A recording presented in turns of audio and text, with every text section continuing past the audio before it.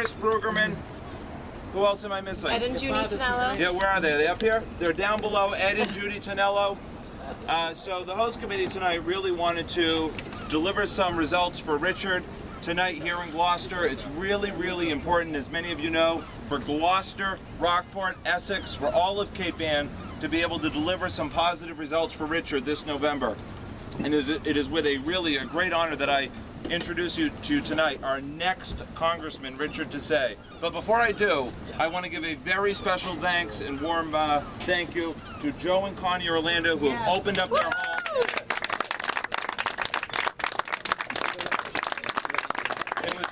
It was only this past year that the Orlando family really got involved in our Republican City Committee. And when I say involved, I can't underscore for you enough what involved meant. I had no idea what I was in for, I must be honest with you. You said yes. That was your first mistake. I said yes. But I'll tell you, they have been great. They've been a tremendous asset to our committee here on Cape Ann and to our organization efforts and all of the communication efforts, and they very generously opened up their home tonight to host an event for our next Congressman, Richard Tisei. And I have to say, you know, that Richard in 2012, if you might recall, ran for Congress, and he lost by just a tiny, tiny, tiny number. He came so close. And one of the things that we're committed to doing here in Cape Ann in this election is making sure that our community delivers the difference that Richard needs to take him over the finish line so that he can defeat John Tierney or whomever the Democratic nominee happens to be this coming November. And Richard is going to be able to do that. I can't stress to all of you enough how important it is to raise money and to also make sure that we get all of the bodies out there knocking doors, making phone calls, and doing all the things that are important to driving up results, which our committee, our organization is very committed to making sure happens. So I thank all of you for coming here tonight, and I can't say how proud I am to be part of Richard's team, Richard's group, and all of the Cape Ann committees to represent and support our next Congressman, Richard Tisei. And before we get started, by the way, we have a state rep candidate. Second. My gosh, I feel like we're in Orlando. I keep going here. Hold on. Oh, funny. Funny. All right, hold on. I know, right.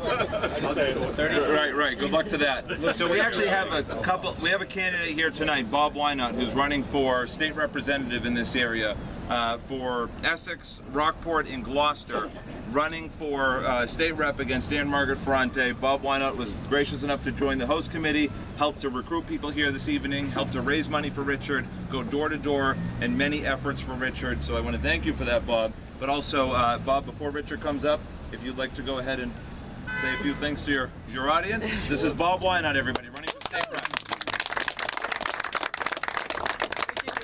Take my glasses off so you can see my beautiful eyes. Again, as Luke pointed out, we can't thank Joe and Connie Orlando enough for this wonderful event here for Richard Tisei. I am Bob Wynot, running for state representative, but it's not about me tonight, it's about Richard. I'm honored to be part of this as his host committee and honored to support Richard as our next congressman. And it's wonderful to see all the support here from everybody. As I said, I'm involved in a primary, so for me it's a little different. I know that it's where it is for me, it's divided, but that's okay. I appreciate all the support I've been getting and everybody here that's helped me as well. Glad to have it. Welcome to this beautiful city, Gloucester, that we have here in this wonderful view. So to go no further, I'll introduce Richard Tisei.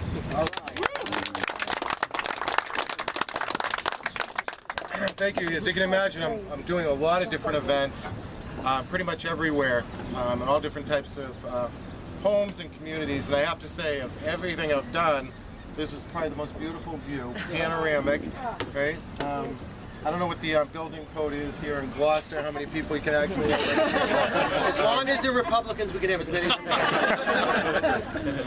I got to thank Joe and Connie. But really, I got to thank Team Orlando because they have just been really terrific, helping me all the way through this. And I'm thrilled they're working a little for Scott Brown last night. So I feel very fortunate that they're putting all their energy into helping me. So thank you so much for everything. I don't know if people know that, but Joe's an author. A Fisherman's Son, I'm reading right now, one of his first books. So I came over. It's actually pretty good because it's all about Gloucester. You know, I'm learning a lot about Gloucester as I read through it. And when I saw him tonight, I said, I'm at page 150. So when I saw him, I said, don't tell me how it ends. But you know, a lot of people here, some people I haven't met before, others who I know really well, and still others who have done so much for me already, both financially and just being, you know, doing the parades with me, being available for whenever I need help. And I can't tell you how much that means to me, because this is going to be another very close election that we're into right now. And you know, if I had to encapsulate everything and just, you know, really talk about why I want to do this and why this is so important, I'd probably just go back to Tuesday. I spoke in front of the GE Old Timers Club, and it's all the retirees from GE. It was a good crowd there. There were probably about 80 people, a lot of engineers. They're very particular. But I asked everybody in the crowd, I said, you know, everybody here, raise your hand if you have kids or grandkids. And everybody in the room raised their hands. And then I said, you know, now raise your hand if you think your kids and your grandkids are going to have the same type of opportunities that you've had in your life, the same standard of living, the same educational opportunities, the same work opportunities that you've had. In a room with that many people, there wasn't one person who raised their hand and said yes. And I think that that's really indicative of what a lot of people feel like right now is going on in this country, and you know, some of the dangers that we're facing, you know, as Americans, because nobody knows, you know, really the path that we're on right now. Nobody knows we're going to, you know, nobody thinks it's the right path, and nobody knows where we're going to end up.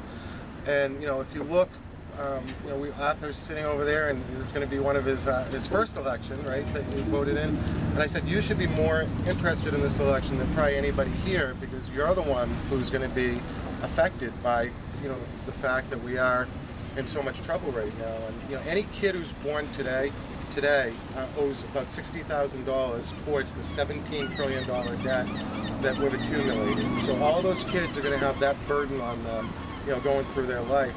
Kids Arthur's age, pretty much 30% of kids, I don't know how old you are, so... 23. Okay, 23, I was going to say, still a kid. 30 and under, 30% of kids 30 and under right now are living at home with their parents. They're not out and about and starting their own lives right now. Are you one of those people? Included in that.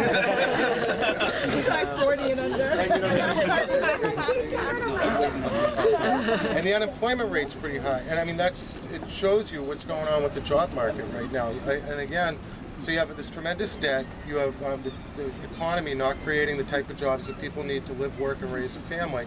There used to be 20,000 jobs at GE. Right now there are 3,000. There used to be thousands of jobs here in the fishing industry here in Gloucester, but there aren't anymore. And you know, so young kids don't have the same opportunities, and people see that, and it's a problem for our country. And you know, the great thing about America from the very beginning is that every generation has passed off a country to the next generation better than they found it, with a higher standard of living. You know, people were better off, and it's always been like that. And now we're at the first point in American history where we're about to pass off a country that's a real mess. So that's why I want to do this. You know, I want to get the economy going again. I want to, you know, get rid of some of the bad tax policy that we have that prevents companies from creating jobs. Get rid of some of the bad regulations that have shut down the fishing industry here, that are affecting all the different industries, and get rid of some of the bad laws too that are in place. And I think if you can do that, you'll get things going again. And I think the most important thing is you know, my professional life, I'm a real estate broker, and I deal with very emotional buyers, very emotional sellers, problems in the middle. Julie, you probably agree with me, right? We remove the obstacles in the middle and consummate the sales. And that's what we have to have happen in Washington. And there are a lot of people down there right now that love their party more than they love the country. So when things come up, they vote 99% of the time with the speaker or the minority leader, you know, and that's what's most important to them, rather than saying, hey, we're in a lot of trouble, we got to move America forward. So I want to be able to go down, I'll work with anybody to try to move things ahead. Now, most people around the country are really frustrated. You know, you have all these young people Arthur's age who have never seen a functional government here in the United States. You know, they've been at loggerheads. You know, the government's so big, it's dysfunctional. The IRS, the post office, I mean, everything is being pretty much run into the ground right now. And then you have all these other people that are really concerned that, you know, that the American dream isn't attainable anymore. You can't really climb up the ladder the way that you used to before. And, you know, the reason that that's happening isn't because of the people around here. Like, people still have the same amount of American ingenuity and American know-how that they've always had. You know, the problem is the government's become too big, too dysfunctional, and too disconnected.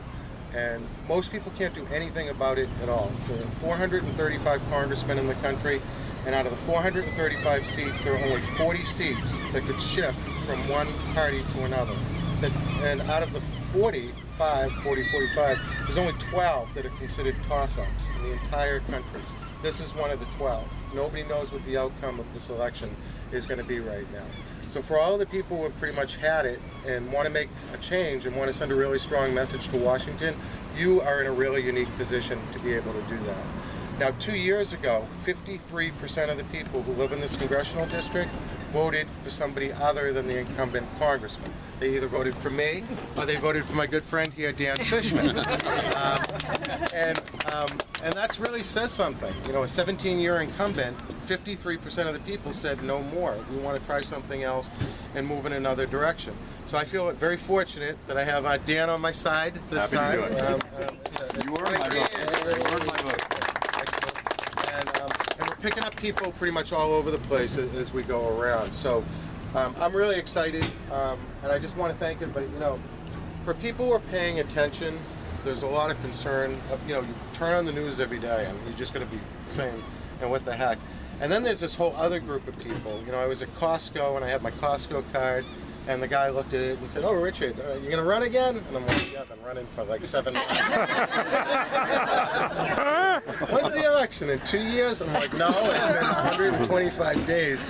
So I got to get out in front of all those people who aren't paying attention right now. And by everybody coming and contributing, that's really what we're going to use all the money for. We're going to, actually, I'll tell you this, we're going to go up. We're not going to do broadcast right away. The first community that I picked to advertise, and we're going to swamp the cable system, is Gloucester.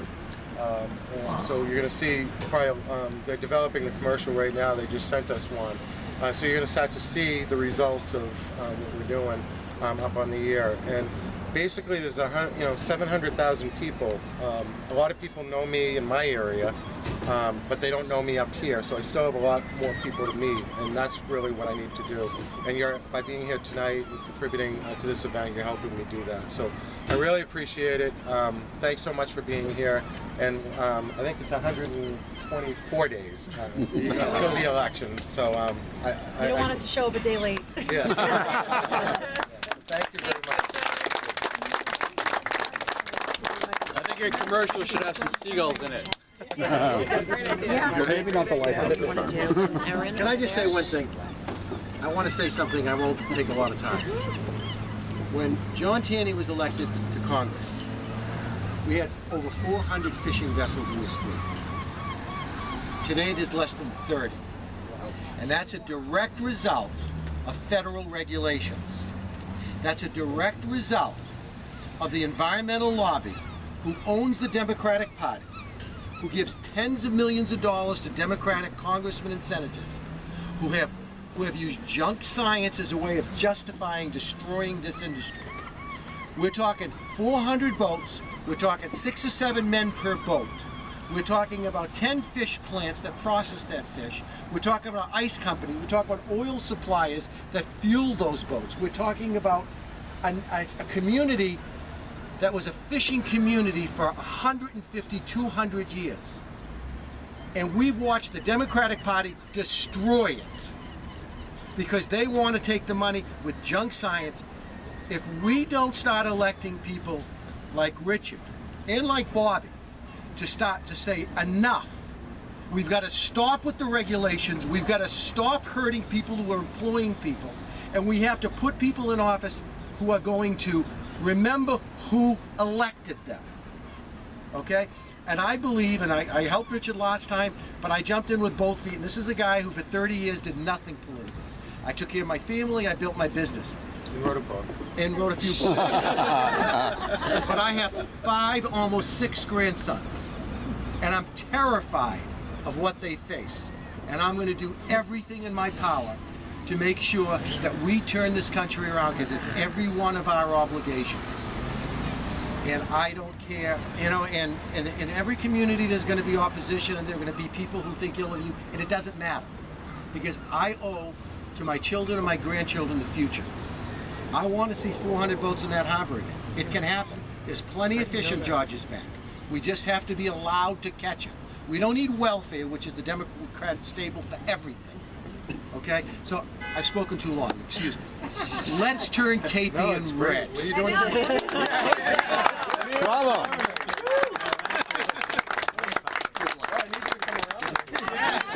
That's a great story. Dad, why don't you stand with Richard? Okay.